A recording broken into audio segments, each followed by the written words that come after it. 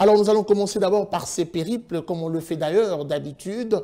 Qu'est-ce qu'il en ressort de ce taux officiel? En débutant actuellement sur le cours de change en République démocratique du Congo, commençons donc par le taux à l'officiel. Et présentement, 1 dollar se négocie à 2003 francs congolais, un franc CFA vaut 3,39 centimes et 1 euro s'altère à 2181 francs congolais.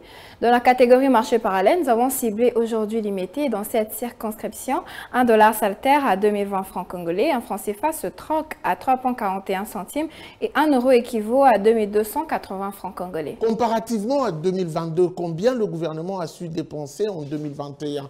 Justement, nous parlons de la recherche scientifique. À fin février de l'année passée, soit en 2021, le Trésor public a déboursé en faveur de la recherche scientifique un montant total de 5,9 milliards de francs congolais, soit 2,9 millions de dollars américains, sur des prévisions linéaires de 13,3 milliards de francs congolais, soit 6,6 millions de dollars américains. Et le taux de réalisation s'est arrêté à 44,3%. Et pour revenir à cette année, soit fin février 2022, le gouvernement congolais a déboursé en faveur de la recherche scientifique un montant équivalent à 7,1 milliards de francs congolais, soit 3,3 millions de dollars américains.